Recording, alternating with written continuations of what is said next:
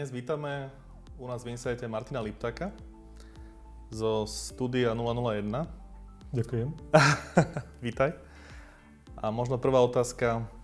Robíte pre veľkých klientov, ako je Asset, JNT, Profesia. Ako ste vlastne začali? Ako to celé začalo? Tvoj príbeh. No, priznám sa, že keď si mi povedal, že sa budeme o tom rozprávať, tak som sa snažil nejak v pamäti vyloviť to všetko. Ja mám, neviem, či to nazvať dar, ale všetko zabudnem, hej. Takže som sa nejak skúsil pripraviť na to. Priznám sa, že ten prvotný impuls, ako začať, že som mal tú odvahu ísť podnikať, to sa neviem dopatrať, kde sa vo mne zahlo. Nemám tušenia, že čo to spôsobilo, že som si povedal, tak odídem za zamestnania, idem podnikať. To sa mi zdá byť aj doteraz, aj kde som teraz v svojom veku a skúsenosti, nechápem to. A potom som mal šťastie na ľudí, potom som sa stretol, jak som začal podnikať so pár kamarátmi, ktorých poznám, tam sa nabalili ďalší a z tých, čo sa nabalili do takej organizovanej kopy dizajnérov, tak s jedným človekom, s ktorým som sa nepoznal, sme sa zblížili a dali sme dokopy firmu. To bol Daniel Blonsky. Áno, 96. Hej, Daniel Blonsky. A potom sme si povedali, že ideme to spolu skúsiť. Zaujímavé, v tej dobe boli digitálne médiá, CD-romy, internet vedľajšie, boli printy a my sme povedali, že nás zaujímajú tie digitálne. Preto aj 001, vlastne ako vyjadrenie 01. A tak to začalo. Keby som mal povedať jednoducho niekomu, kto není z tohto odboru, čo vlastne robíš? Grafický dizajner, ale asi polovička z toho času je manažer. Keď hovoríme o mne, hej? OK. Možno Daniel, tvoja druhá polovica vo firme? To je dizajner grafický. Ten je rád, že nemusí manažovať. Ako sa vlastne podarilo z tých začiatkov pred 20 rokmi prísť až sem? Dávnejšie sme sa s Danielom o tom rozprávali, že z našich kamarátov, ktorí sme v tých 90. rokoch boli, my sme jedni z mála, ktorí prežili a stále sú spolu. To znamená, že sme sa nejak nerozhádali a neviem čo všetko, hej, alebo sme neskončili, lebo nebola robota. Myslím si, že veľký faktor v tom je šťastie. Že popreť v tom celom, čo sa dialo za tých 20 rokov, šťastie to by bolo zlé. Jednoducho bolo tam. A asi tam bola aj nejaká náhoda, že sme sa našli dve osobnosti, ktoré dokázali byť spolu. Dokázali sme sa nehádať, nikdy sme sa nepohádali. A myslím si, že obidvaja sme si uvedomovali, tak jak si to uvedomujem viac a viac, že sme sa našli dvaja partneri a je to lepšie ako byť sám. A to je, myslím, ten faktor. Druhá vec, ktorá si myslím, že veľmi poznačila to, kam sme sa dostali a že sme tak spolu vydržali, že nikdy sme neriešili to, čo veľa našich kamarátov, peniaze, nedostatok peňazí. Jednoducho, od začiatku to bolo nastavené mňou tak, že tie peniaze sa šetrili. Nebolo to o tom, že došla nejaká platba za roboty, peniaze na účte, šup a už sú naše. Nie. Jednoducho peniaze sa delili naozaj po daňovom priznaní, keď sa zaplatili dane a tak ďalej. To znamená, že úplne od začiatku, čo by možno nikto nás nečakal, tam bol veľký dôraz na to šetrenie. A okrem toho šetrenia a tej práce s tými financiami, čím sa ešte riadiš ty v podnikaní, v zmysle biznisu? Fúha. Čo ťa napadne? Čo je pre teba dôležité v tom, čo robíš? Istotne dôležité, aby som bol spokojný a aj Daniel ako ľudia. To znamená, že chodíme stále radi do tej roboty, čo je niekedy ťažšie, niekedy je to ľahšie. Je dôležité, aby sme sa v tej robote, nielen my, ale aj všetci ostatní, čo sa s nami dobre cítili. A myslím si, že veľký vplyv na to má aj to, že sa ako aj naše rodiny pozadia, že sú v poriadku a jak sa neprenáša nejaká nervozita z rodiny do firmy, tak ani z firmy do rodín. Takže myslím si, že toto je dôležité, ten ľudský rozmer, ale takisto sme sa nedostali niekde, kde po 20 rokoch sme si povedali, že my už nemusíme robiť. Stále to, ja to tak vnímam, ja som taký v určitých veciach, kamarát mi povedal, že ja som taký jemný autista, že ja nemám problém dokola vykonávať činnosti, z ktorých iných ľudí šlak trafa. A jedna z tých vecí je naozaj, že chodíme, nech to z nejakokoľvek, chodíme do roboty, chodíme pracovať a nech sme tu aspoň 8 hodín. To znamená ten dôraz, že áno, som tu, mám tu byť 8 hodín, môžem ísť domov. To znamená, že snažíme sa, aby to nebolo, že po 20 rokoch sme niekto a teraz nemusíme robiť. Nie. Jednoducho treba. Po tých 20 rokoch tie výzvy, ktoré riešite dlhodobo a možno tie, ktoré riešite za posledné obdobie? To som si prečítal maily, ktorý si mi poslal.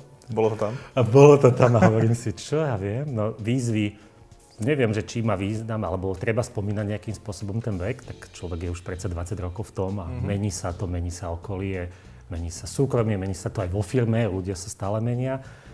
Nejaká výzva, mám nejaké plány alebo nejaké vízie, ktoré by som chcel v rozsahu niekoľkých rokov dosiahnuť. Nerad by som o nich hovoril, ale sú to výzvy, čo sa týkajú rozvoja alebo fungovania firmy. Nie je to niečo, že mám nejaký nápad na startup alebo chcem ešte ďalšiu firmu založiť, to nie. A nejaké krátkodobé, ako firemné asi nie. Že tamto vnímam stále tú kontinuitu, stále ma to baví, stále vnímam, že 001 je projekt, dobrý projekt a stojí za toho rozvíjať a takže stále sa vlastne sústredím a fokusujem iba na to. Keď sa zamyslíš nad tými najväčšími úspechmi, hej, skús nám niečo k tomuto. Samo sebe najväčší úspech to, že sme 20 rokov a že sme spolu. To myslím, že je najväčší úspech, že sme sa dokázali nerozhádať, dokázali sme spolu fungovať a dokázali sme môžem trochu aj filozofovať, nikomu to nebude vadiť. To vystrihneme. Mám pocit, že to je dôležitý ten ľudský aspekt toho celého, v tom celom. Ako ľudský aspekt a jeden z častí, ktorá to tvorí. A to ja vnímam za najväčší úspech toho, že to tak je, ako to je, že my sme tí, ktorí sa nerozišli. Hej, my sme tí, na ktorých tí naši kamaráti sa môžu pozrieť a povedať, že oni sú stále spolu, stále fungujú. Každý vie, kto nás lepšie pozná, že sme sa nikdy nepohádali, že nemáme žiadne problémy, neurobili sme žiadne hlúposti a podobne. Takže asi to. Ešte z tých úspechov, ktoré... Akože keď myslíš, že aj profesné úspechy máme. Už 10 rokov naspäť sme získali národnú cenu za dizajn. Jeden logotyp preset, ktorý sme robili, získal ocenenie, takže sú tam nejaké ceny. Je to fajn, to je milé, ale ja vnímam skôr taký ten najväčší úspech tých ľudí a ten celok, že funguje. Rozumiem. Aj máš nejaký tip, keby možno to bude pozerať nejaký človek, ktorý teraz zvažuje niečo podobné niekde inde? Ako sa ti to podarilo? Podľa teba? Alebo ten výsledok máš, že proste vám to sedí ako ľuďom, fungujete spolu 20 rokov. Boli tam nejaké veci, ktoré ste museli preto spraviť, aby to bolo takto? No, istú dobu sme si hovorili s Danielom, že on je moja manželka a ja som jeho manželka, lebo sme boli spolu viacej ako s vlastnými rodinami. To znamená, boli doby, kedy sme došli do roboty o 8, o 9 a odchádzali sme ráno o 1. Dlho sa robilo sa aj cez víkend. Bola robota, tak sa robilo. Ten úspech, myslím si, že to bolo to, že sme robili, čo nás baví. Veľmi nás to bavilo a boli sme ochotní to robiť. Bolo dôležité, že sme mali podporu manželiek vo význame, že nám neutiekli. To je záhada mi doteraz, občas sa ženy na to pýtam, že jak je to možné, že si mi neutiekla za to, koľko som robil a čo som všetko porobil. Ale myslím si, že to bola tá tvrdá práca. Ale zase k tomu, čo som aj na začiatku povedal, šťastie. OK. A potom ešte možno to zloženie, aký sme. Že Daniel je dizajner celou dušou a celým telom. Mňa ten dizajn zaujíma, ale niekedy mám pocit, že viac som manažér a že tie veci, ktoré sa v tých múdrych knihách popisujú, nie všetky, ale niektoré, ako keby som sa s nimi narodil. A to je ten jemný autizmus, že keď podnikáš dlhodobo, tak všetky veci sa začnú opakovať. Každý mesiac robíš vyúčtovanie, robíš to až... Vždy je to isté, ale mne to nevadí. Jednoducho robím to, takisto aj, neviem, ja si zapisujem veci, nesnažím sa držať veci v hlave. Že to mám skúsenosť, že keď sa budem spoliehať na to, čo si zapamätám, tak to som skončil. To znamená, ja si veci poriadne všetko zapisujem, od maličkosti dokonca už aj rodinné, že kto má kedy narodeniny a dám si, ja neviem, 2-3 dní to prídu budík, aby som nezabudol. Takže aj do rodiny sa to už dostalo. Ale myslím, že toto je tá vec, ktorá prispela tiež k tomu ako podnikaniu, jednak tá tvrdá práca a jednak to, že mi bolo dané vykonávať tie administratívne činnosti v pozadí, ktoré viem, že veľa mojich kamarátov riešili, keď sa dostali do určitého stavu, že mne sa to nechce a je to nepríjemné, ja chcem byť dizajner a hľadám si niekoho na to. A to hľadanie nejakého manažera, ktorý ti spravuje firmu, neviem, ako sú tvoje skúsenosti, moje sú strašné, tak som sa rozhodol, že to budem robiť. Ja robím to stále, ale nerobí mi to žiadny problém. Vieš si predstaviť, že by ste mali 20 zamestnancov? Nie. OK. Ani náhodou. To by som sa zbláznil. Istú dobu nás bolo 7 a to, čo sa dialo, som nechápal občas. Nech sa mohli ľudia aj povedať. Bereš to aj ako šťastie taký nejaký možno neúspech, alebo skôr je ponaučenie s tými ľuďmi? Ako ste to mali tam? Keď bolo tých ľudí viacej, že v čom si tam videl ty možno nejaký problém alebo nejaký... Môj iba osobný, hej, že ja, jak som podľa jedného jemný autista, tak podľa všetkých ostatných som introvert, hej, ale taký, že ukážkový.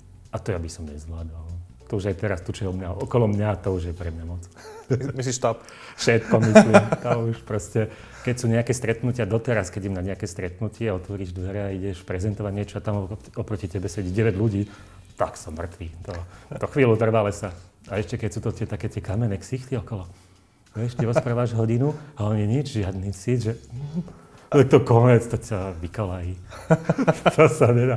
Takže akože to, že nás nie je 20, to ja by som nezvládol ako ľudský. Vnútorne to...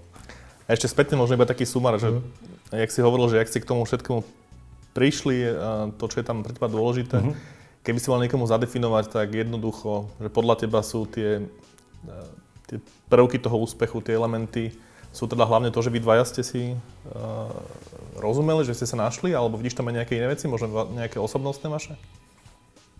To, že sme si sadli, to je aj výsledok tých osobností, aké sme, že sme sa našli v určitých ohľadoch proti póli, ktorí sa doplňajú. I keď jedna bývalá kolegyňa vraví, že to nie Martin, to je preto, že Daniel je taký, aký je. Takže môže byť, že Daniel aký je. Bolo možno dobre, že boli veci, do ktorých sme sa navzájom nesrekali. Ako Daniel mi nikdy nejak nehovoril do tých financií a do toho manažovania, do firmy, sa mi do toho nestaral. Ale na druhej strane ja by som si nikdy nedovolil, tým, že vidím tie financie a to všetko, nejakým spôsobom, jak to povedať, ošáliť alebo urobiť nejaký podraz na Daniel alebo niečo podobné. To mi je úplne, že cudzie, to by som nedokázal. A potom je to... Takže to, že sme boli dvaja a sadli sme si, bolo toto šťastie, aj to, že sme mali tú prácu, ale bola to aj tá chuť tvrdo robiť. Takže je tam tých aspektov viacej, ale myslím si, že to, že my, šťastie a to možnosť toho z nás, čo vychádza tvrdo robiť, to je asi ten základ. Ešte možno to, čo je pre veľa ľudí, teda aj pre mňa osobne dôležité, je vedieť sa alebo snažiť sa poučiť aj z chýb. Ideálne z chýb iných. Nevždy to ide.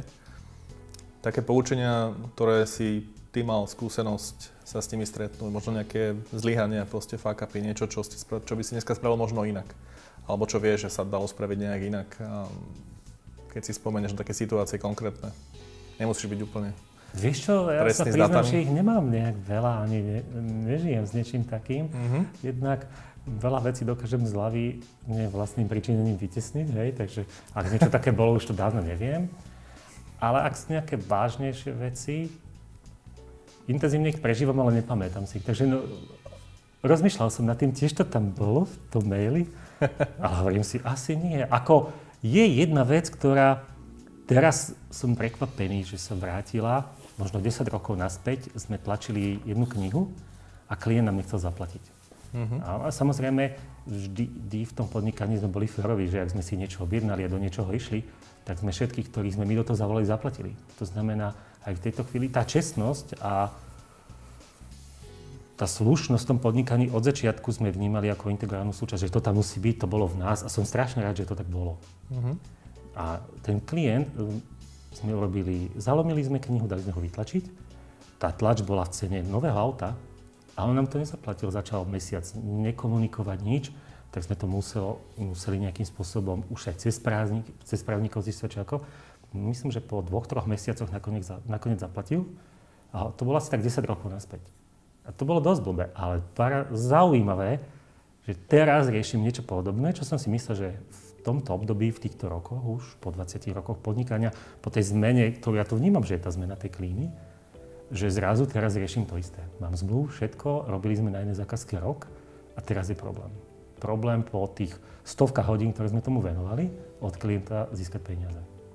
Ako neviem, kam to príde, je to nepríjemné, že je to vo vianočnom období. tak som si povedal, že kašlem na to. Dám tomu ešte tento týždeň, ak sa to nevyrieši, tak to budem riešiť po Vianocach. Ale nemám z toho dobrý pocit. Rozumiem. Z tých, keď tak silno nazvem, že zlyhaní, alebo z tých fuck-upov, aj keď si teda ty žiadne nepamätáš, ďalšie, možno niečo spojené s ľuďmi, alebo také tvoje skúsenosti v zmysle či už riadenia, alebo klientských, čo si možno ty vážiš, alebo čo na druhej strane nemusíš, alebo čomu sa vyhýbaš v rámci ľudí. Či už to je vo firme vnútri, alebo čisto klienti, čo je pre teba dôležité? A možno aj nejaká situácia? No ak by sme hovorili o ľuďoch, že skúsme to zjednodušiť, tak dajme tomu, že ľudia, tak to ja nejak moc, sa priznám, neprežívam. Ja mám jeden z takých darov, že si nepamätám tváre. Pre mňa je veľmi ťažké si zapamätať ľudí. Ja sa s veľa ľuďmi zoznámim a na ľuďoch, ktorých potom zoznamení mi záleží, tak ja im aj poviem, že sa ospravedlňujem, ale môže byť, že keď ich stretnem za chvíľku, že si ich nebudem pamätať, že musí sa mi viackrát pripomenúť. Ja si nejak tváre nepamätám. To možno súvisí s tým, že som introvert a ja to tak cítim, že som silný. Akože sú situácie, kedy ja z roboty prídem a ja nepotrebujem doma nikoho vidieť, alebo v robote nepotrebujem nikoho vidieť. Ja sa tomu nebraním, že taký som a ľudia, ktorí ma poznajú, vedia, že taký som. To znamená, že ja tých ľudí nejak neprežívam, ale ja dám veľmi silno na prvý pocit. Čo sa týka tvojich skúseností, ešte späť k tým ľuďom alebo zamestnancom, ľudí, ktorých si mal v tíme, tam boli aj skúsenosti, o ktorých sa dá povedať, že boli možno poučným alebo nejakým malým zlyhaním, niečo by si urobil dneska inak, alebo by si riešil inak? Neviem, či by som to riešil inak. Otázka je toho, či by som bol k ľuďom nejaký voľnejší. Myslím si, že istú dobu, a možno aj doteraz, som prísny vo význame. Ja sa vždy tak pousmievam, keď vidím tie obrázky z súčasných moderných firiem a tam vidím všelijaké tuliváky, hej. A ja si tak hovorím, na čo mi nám bol v robote tulivák? Kto sa chce tuliť, nech zostane doma, hej. Ideme do roboty a ide sa robiť. To znamená, ak niekto je u nás, a ja si myslím, že ako dizajneri robíme robotu, ktorá je úžasná, tvorivá a ak ho niekto nemá rád, že ho chce ísť robiť, tak na čo je u nás? Ale ja to vnímam aj tak, že trošku odbočka. Na začiatku, my keď sme začínali, tak veľa našich kamarátov, keď ich cenotvorba bola o tom, že ideme urobiť logo, to môže byť toľko, hej? My nie, my sme od začiatku si písali čas, chodíme, nevnímali sme to, že to je zle, že chodím do práce v nejakom čase a v tej práce niečo robím. My sme si to zapisovali a chceli sme mať zaplatený náš čas. To znamená, ak niekto prišiel za nami a povedal, že chce logo, tak my sme to mali odsledované. My sme vedeli, že aký typ loga, koľko robíme. To znamená, úplne od začiatku, a z toho sme vedeli robiť cenu. Takže nie, že na toto si myslíme, hej.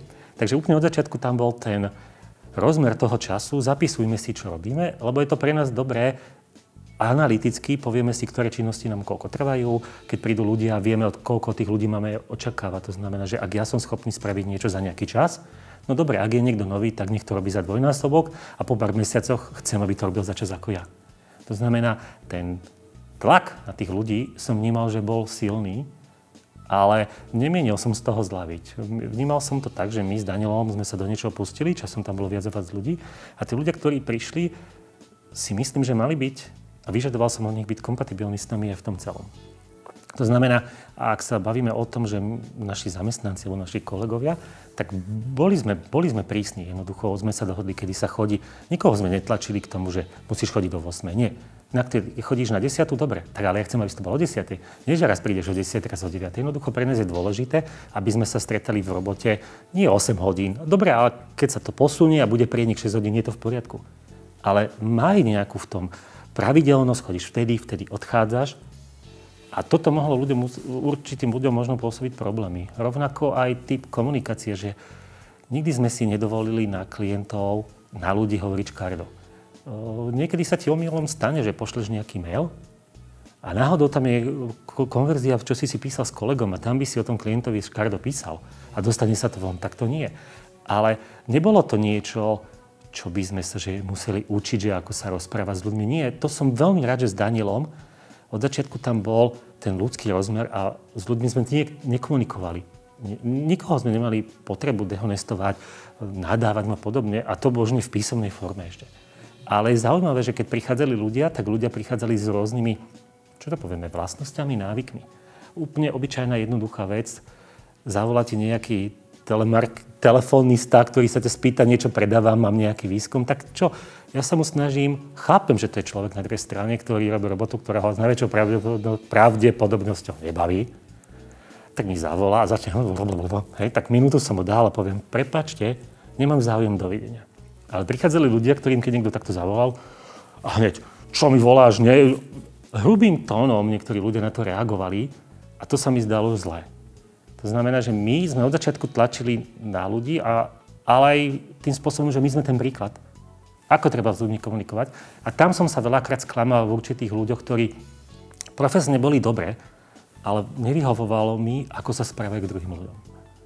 Pre mňa to je veľmi dôležité, aby to bolo. Až neskôr som čítal knihy o tom, ako budovať firemnú kultúru a podobne, ale my sme to nejak podvedome od začiatku robili, že sme od ľudí vyžadovali určité správanie, určitý životný postoj.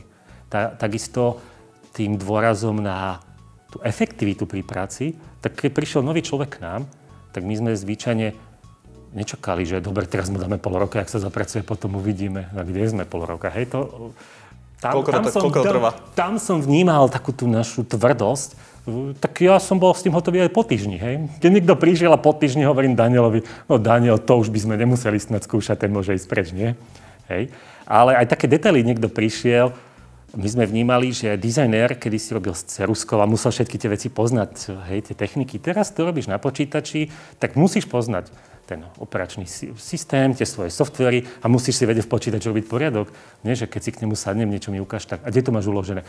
Tu na ploche, čo ja viem, kde som to uložil, ako čo ja viem, kde si to uložil. Proste od začiatku tu máš číslo zákazky, tam rob zložku, alebo otvorí si Photoshop a celé plátno preplátané paletkami, no kde sme, hej? Podľa čoho robíš? Paletky patria, doteraz si pamätám, jak Daniel vždy každému vysvetľoval. Paletky si daj naľavo, napravo a tu sa robí, hej? A určitým ľuďom to mohlo pôsobiť problémy. Takže boli tam s tými ľuďmi nejaké problémy alebo nejaké skúsenosti, no tak ale keď nebol kompatibilný s nami niektorým z tých vecí, na ktoré my sme kladli dôraz, tak odišiel časom. On sa necítil dobre ani my a muselo to skončiť. Takže boli zlé skúsenosti, dokonca aj také, že občas sa tam aj niekto vo vnútri udialo, hej, že nejaké nezhody, ale to možno už k tej ponorke, keď sme bývali tak dlho spolu patrí. A to súvisí s tým príbehom o tých papučiach, áno? Papuče, to je dobré. Papuče u nás nenechávali ľudia, ktorí boli u nás pár dní, ale pár mesiacov a niekedy aj rok, tak zostali po nich papuče. A pritom, keď sme sa sťahovali do nového ofisu, tak sme našli niekoľko párov. Tak sme sa len potom tak snažili si s Danielom Sanda zaspomínať, do všetko u nás bolo. To som sa dotkli tých ľudí a toho, čo je pre teba dôležité, že to je aj tá kultúra, to správanie, ale aj tá samotný ten skill alebo tá zručnosť toho remesla, ktoré robíte. Ale keby si mal dneska vybrať ľudí, príklad, hej?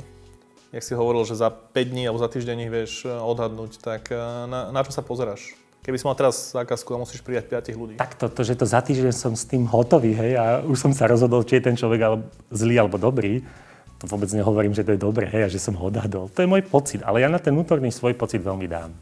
To znamená, že toto myslím, že mám vlastnosť pomame, hej, že hneď som hotový so všetkým. Niekoho zbadaš, len sa myhne a hneď si hotový, hej. Takže noví zamestnanci, to je u nás veľký problém. Teraz je to myslím, že aj obecne problém. Veľmi sa to zmenilo za tú dobu, odkedy sme začali podnikať.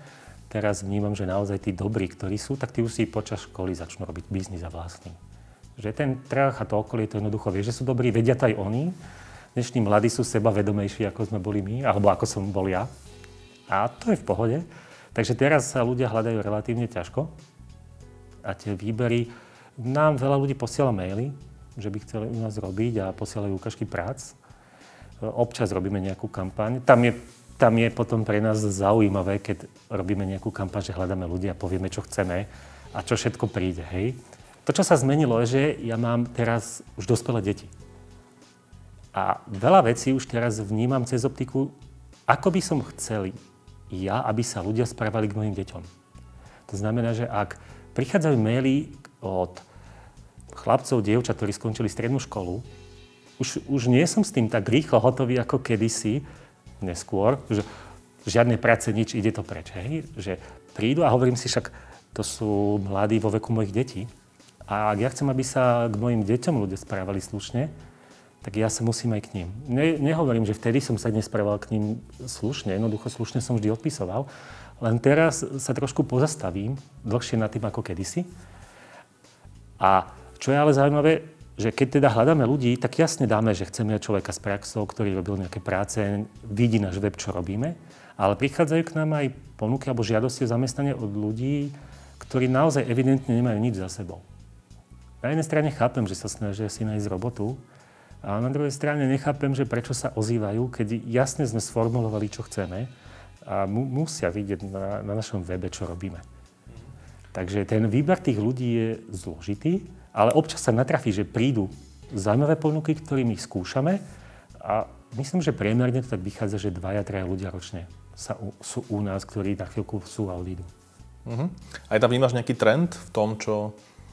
Jak ty si povedal, že keď vy ste začínali a to, čo je teraz, cítiš tam nejaké smerovanie, že kam to celé môže smerovať? Tí ľudia, lebo povedal si, že tí ľudia sa ťažko hľadajú. Áno, ako mi povedal jeden náš klient a kamarát na stretnutí asi pred 2 týždňami, smeruje to k tej kríze, hej, že už je zase 8, lebo že nedajú sa zohnať ľudí a všetci všetko flakajú, hej. Tak, ale keď nejaké smerovanie, tam je iné zaujímavé smerovanie, istú dobu. Daniel mal na to jednoduchý názor, ako hľadať ľudí. Ak ten človek číta knihy, vtedy je to zaujímavé, hej? Že ak je niekto dobrý, musí čítať knihy, hej? To je Danielová optika a ja hovorím si, prečo nie, ja s tým súhlasím. Potom sme mali zase iné pravidlo, ak niekto došiel, to bude zaujímavé teraz, a robil na Macu, tak sme hovorili, stop, to nebude dobre. Väčšina tých mladých, ktorí prišli, ktorí si donesli Maca, hej, tak oni mali svojho Maca, všetko robili, ale už potom, keď sme videli tú efektivitu, ako robili, to, čo ja robím za hodinu, jemu trvalo celý deň. Takže síce Mac je krásny, ale treba robiť efektívne. Ale to pravidlo sme zrušili teraz. Tak sme ho potlačili. A človek, keď nám pošle zaujímavé práce, istotne sa zaoberáme tými ľuďmi, ktorí nám pošlú práce, ktoré robili. Musia nás tie práce zaujať, toho si zavoláme a chceme sa porozprávať. Zase tam ja dám na taký ten prvý pocit, že či mi sadne ten človek, nejak ľudsky nejak ako rozpráva. Potom vedľa mňa je Daniel, na ktorého nechám tú odbornú časť, hej. Ja som to svojho, či mi sadol, nesadol, hotový veľmi rýchlo. A potom to väčšinou tak skúšame, vždy máme jedno pracovisko voľné, máme tam celé, to znamená, ak nám príde, tak nech si sadne a vyskúšame. A tí ľudia, ktorí, dajme tomu, nemajú za sebou práce, začínajú, čo by si poradil tým? Lebo niektorí z nich sú určite dobrí, nie? Neviem. Ak sú dobrí, kde to vidíš, vieš? To je to, že ak je niekto dobrý, tak ho to musí baviť. To znamená, niečo musí mať za sebou. Kreslil aspoň 2 roky alebo robil niečo do šuflíka, dokým nabral tú odvahu ukázať von. Zase poviem príklady. Hej, moja dcera rozmýšľala na vysokú kamis, že žurnalistika. Hovorím, páči sa mi to, tak máš rok teraz, tak píš do šuflíka. Keď chceš, ja si to prečítam, pošli mi to. Samozrejme, k ničomu sa nedostala. No tak nešla na žurnalistiku, hej. A ak sa niekto k nám hlási a chce byť dizajner, tak ja predpokladám, že to nebolo, že včera sa zobudil s tým, že ja budem dizajner, napíšem do 001, hej. Už nejaký čas robil, má skice, ten počítač už má každý a mi niečo ukáže. Takže tá odpoveď je, že keď niečo chce robiť, tak by mal preto niečo spraviť. Jasne, ja to už aj vnímam, 18-ročný, 19-ročných končia teraz stredné školy. Tak on už musí mať niečo za sebou, aspoň plný šuflík. A ak chce sa u nás zamestnať, tak nech ho otvoria, nech to vysype, nech nájde tú odvahu. A toto som robil do šuflíka. Asi tak.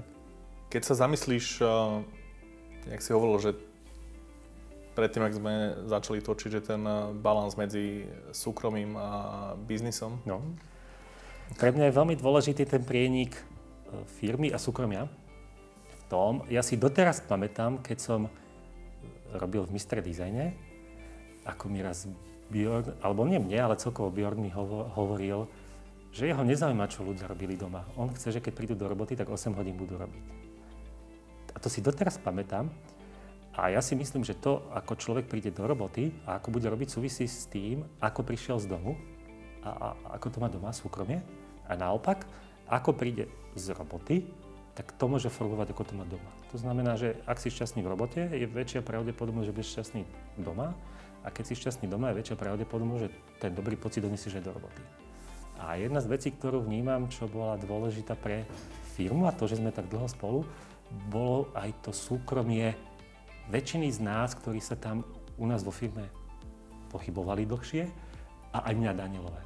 Že žijeme dlhé roky, dlhé desiatky rokov, bože, až to tak ťažko povie, v šťastných manželstvách, žiadne hlúposti nikto z nás nevystrája. To znamená, z domu príde v poriadku, naladený, spokojný a to sa preniesie do roboty. A z roboty si myslím, že to isté donesie aj domov. Samozrejme, že manželkám sa nepáčilo istú dobu, doteraz sa nepáči, že nejak robíš a si tam dlhšie a podobne, tak ale občas nejdeš do roboty, lebo zase súkromné veci robíš. Takže ja si myslím, že že obidvaja máme šťastné za sebou, tie šťastné rodiny a to šťastie doma sa prejavuje aj v tej robote. Keď si predstavíš, že by sme tu mali stroj času a stretneš to... a stretneš toho mladšieho alebo mladého seba, Martina, a máš jednu šancu mu niečo odkázať, niečo mu pomôcť, aby robil možno inak, alebo aby si dávala niečo pozor. Čo by to bolo? Keď sa... Tak to máme, krátka odpoveď. Ja neviem, ja som bol na stretnutí, kde prišla na to reč, že vlastne keby človek mal znova šancu to znova ísť celé. No ja neviem, ja nemám nejakú takú potrebu, že by som, možno vďaka tej mojej pamäti, ktorá selektívne možno vyhadzuje z toho zlé veci a možno všetko, tak som si istý, že som niektoré veci v živote spravil zle, ale nemyslím si, že by som bol na tom tak, že by som bol teraz nespokojný a že prežíval by som nejako, že poďme ešte raz, že to by bolo úžasné. Ja nemám nič také. Dobre, opýtam sa inak. Predstav si, že mladý človek, 20-22 ročný, si otvára podobnú firmu, ako si mal ty pred 20 rokmi v inej krajine, podobné ako je Slovensko. No. Čo by si povedal jemu, keby si mal dať nejaké rýchle rady, pomôcť mu, aby nerobil chyby? Dobre. To je zaujímavá otázka, to zatvorím oči a predstavím si moju dceru napríklad. Hej, to je mladý človek. Myslím, že tá si odo mňa nič nezoberie. Ale ak by sme si predstavili, že je to nejaký mladý, ktorý ma bude počúvať, hej, tak to je ťažké. Takto. Keby som ja mal povedať, že čo sa mne osvedčilo, čo by som chcel znova napodobniť, istotne by som nechcel byť vo firme sám. To znamená, že byť partnerom má človeka, ktorým ste partneri vo firme a môžete sa o tú zodpovednosť deliť. To je pre mňa veľmi dôležité, to znamená, nešiel by som do toho sám. Ďalšia vec je, že pre mňa podnikanie v žiadnom prípade nie je nejaká alternatíva k tomu, že nechcem sa zamestnať a chcem ísť niečo, čo za málo času veľa peňazí, zjednodušene. Pre mňa je podnikanie naplnenie si tých vlastných snov, ale s tou vidinou naozaj driny.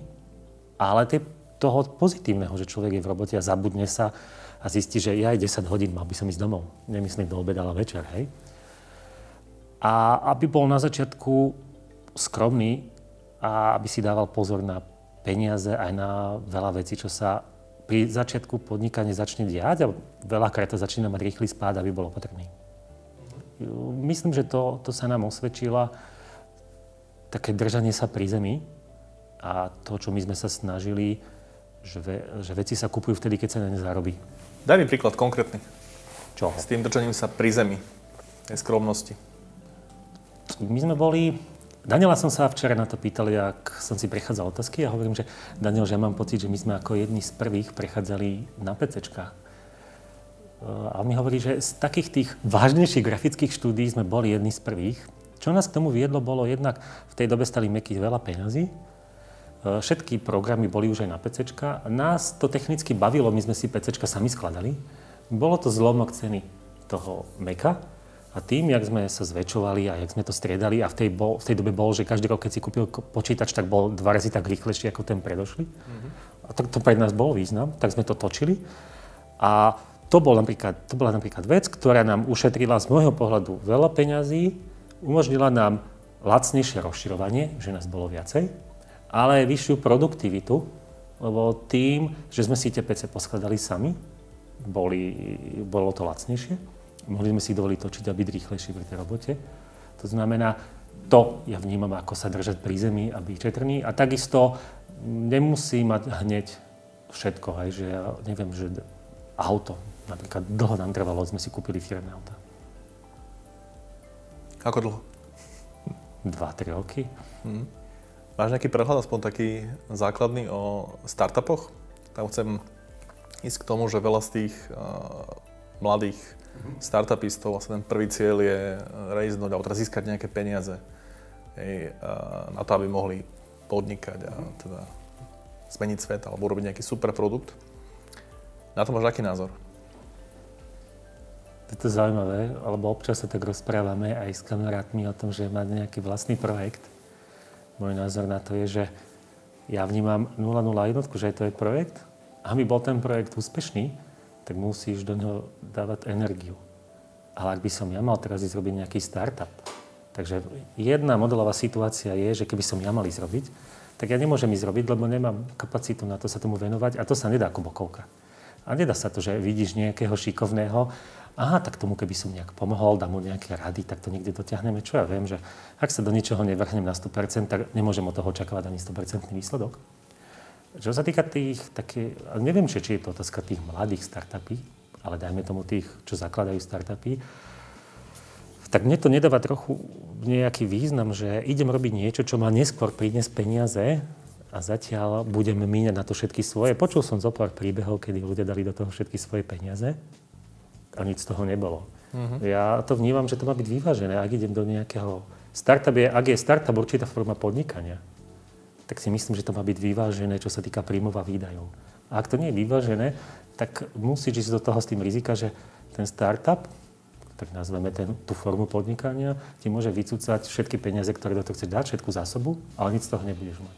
A ak ti to stojí za to riziko pár mesiacov, pár rokov, byť na takej vlne a mať takú firmu, že možno, že raz to predám a budem bohatý, alebo neviem, čo je za tým, zmením svet, tak OK, nie je to cudzie. Ak by napríklad aj moje deti alebo nejakí známi sa na to pýtali, tak ale musím povedať, že neodrazal by som ich od toho. Lebo nemyslím si, že moja cesta bola jediná správna. Tá alternatíva, keby došli za mnou moje deti, že niečo také chcú skúsiť, istotne by som im požičal nejaké peniaze alebo daroval na to, ale samozrejme nie, že aby som ich zafinancoval na roky. Ale bral by som to ako legitímne a nehovoril by som ich, aby to nerobili. Iba by som im povedal to, že to vnímam, že príjmy a výdaje by mali byť vyvážené a je lepšie, keď tie príjmy prevyšujú nad tými výdajmi. Áno. Takže to, že mne sa osvedčila, alebo nám s Danielom sa osvedčila nejaká cesta, neznamená, že je jediná. Mne sa zdá byť prirodzená, ale možno, že je prirodzená, pretože nám zafungovala a z môjho pohľadu išla z môjho vnútra. Tak som to chcela, tak to bolo. Z tých vecí, ktoré na začiatku si spomenul, že také ciele do budúcnosti, alebo nejaké budúce projekty, že nechceš o nich možno hovoriť konkrétne, ale čo sa týkajú? Je to spojené s tým, čo robíš teraz, alebo máš predstavu niečoho úplne nového? Vízie, projekty. Myslím si, že 001 funguje, má aj svoje nejaké problémy alebo svoje nejaké starosti, ak to nazvem ako firma, ako celok. A chcem sa zamerať na to. Nemám ani potrebu, ani víziu, ani chuť skúšať niečo ďalšie. Vnímal by som to, že to je nejaký úlet, ktorý môže oslabiť ten základ, ktorý funguje. A ten základ mi stále vyhovuje, stále som spokojný a nehľadám si dokonca si nehľadám ani nejakého vážneho konička. Tam som si tam niekde našiel, že tých tvojich, že čo ľudia nevedia a možno koničky, všetko. Ja sa nesnažím mať nejakého vážneho. Ja som typ človeka, ktorý, keď zatvorí dvere v office, tak ja neviem tú firmu vypustiť z hlavy. Proste tie starosti a všetky problémy idú ďalej so mňou. Veľakrát sa mi stane, tak by tak nemalo byť, keď šoferujem auto. Ani neviem ako, a už som v cieli, hej. A nepamätám si z tej hodiny nič, lebo som neustále v hlave mi to šrotilo. Aké máš auto? Možno máš nejaký autopilot? Nie, tak podvedome chodím stále tie trasy dokola. My autisti chodíme stále to istou. Áno. Tie zlyhania a fuck-upy som z teba nedostal, lebo si na čo to nepamätáš? A zlyhania, ak boli zlyhania, tak celkovo je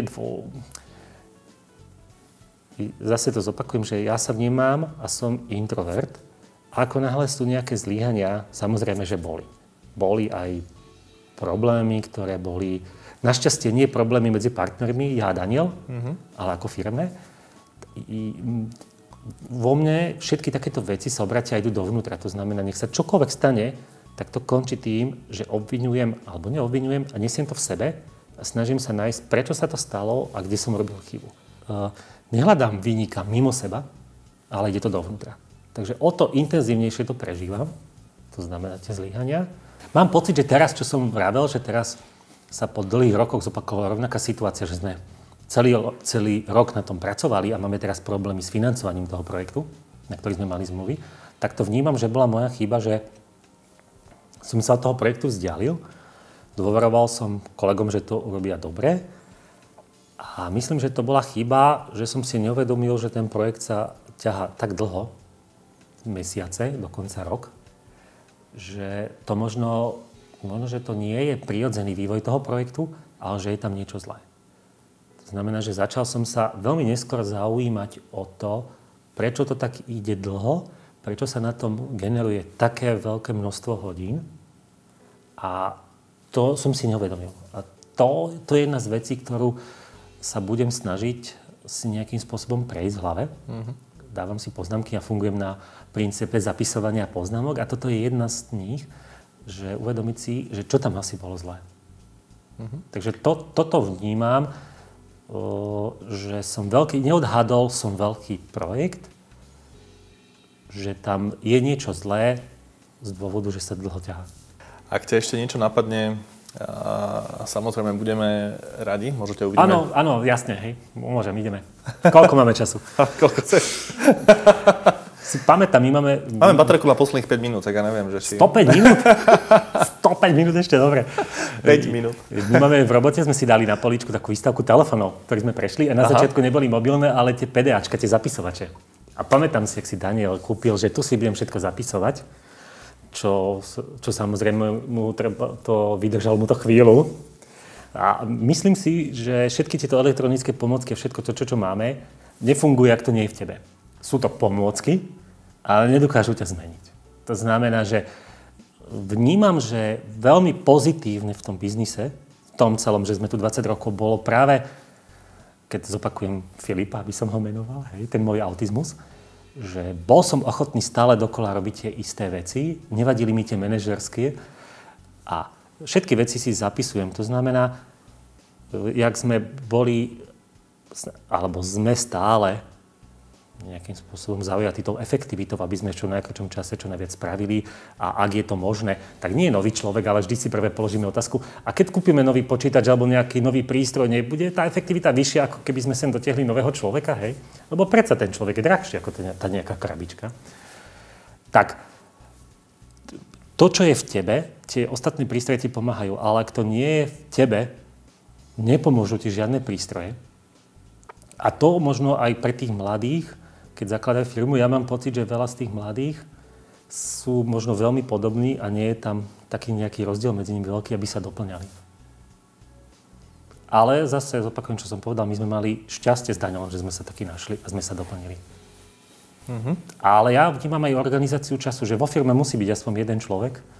Bavíme sa ja môžem rozprávať o nás, to znamená, že malá firma, hej, že 5 ľudí. Áno. Tak musí tam byť niekto, kto to drží, kto si to vie zapisovať, kto to organizuje. A keď sú tam iní, ktorí sú tvoriví, ktorí zabúdajú, tak je tam niekto, ktorý ich ale nejakým spôsobom ukočíruje a povie, čo je dôležité a čo treba robiť, že neuletia úplne. To je to, čo si hovoril aj predtým, že to doplňanie, napríklad ty a Daniel, a ten balans je veľmi, veľmi dôležitý. OK. Sedel som s Filipom a bolo zaujímavé tak počúvať, že on je o generáciu nižšie ako ja a hovoril, že keď teraz rozmýšľaš nad biznisom, tak rozmýšľaj, že čo by tvoje deti, hej, že tvoje deti za chvíľku budú už vo firmách a to budú tvoji klienti, ako oslovíš tvoje deti, hej? A to bolo také zaujímavé, že a tam je taký ten vplyv tých nových technológií, nových smerov a preto si myslím, že aj mi je ťažko radiť, hej, že rozmýšľam, že čo z toho všetko, čo som ja zažil, alebo čo ja vnímam, že je dôležité. Čo má význam, aby som tým mladým povedal? Vieš, lebo to je ako tebe, keď niekto niečo povie, že dokým si to nezažiješ, nepadneš na hubu, tak asi si z toho nič nezoberieš. Takže možno, že vývod toho celého je, že ani nesnažiť sa nikoho poučiť, iba mu povedať svoj príbeh, ale samozrejme natlč si hubu sám, lebo keď si ho nenatlčeš, tak sa aj tak nikde nedostaneš. Pekné ukončenie, ale napriek tomu si myslím, že pár ľudí je schopných si z toho niečo vybrať a možno sa aj poučiť, ale je pravda, že veľa vecí si musíš odžiť, aby si im porozumel. A to šťastie musíš mať, lebo sa natlčeš tak hubu, že sa vieš postaviť a ideš ďalej. No tak čo? Sú takí, čo spadnú na to, čo sú hubu a s tým skončili, zostanú na zemi. Treba sa postaviť, hej? Áno, ale niekedy je treba mať to okolie, ktoré ti pomôže. Martin, ďakujem ešte raz. Ďakujem za účasť v Insighte. A ďakujem za to, že si sa podelil o svoje skúsenosti a svoje fuck-upy, aj svoje úspechy a názory na to, ako podnikať. A verím, že sa ešte vidíme na budúce. Ďakujeme pekne. Aj ďakujem za pozvanie. Ahoj. Práve ste videli ďalšiu časť Insightu a inšpiratívne príbehy našich hostí. Dajte odber a o pár dní sa vidíme s ďalšími zaujímavými ľuďmi.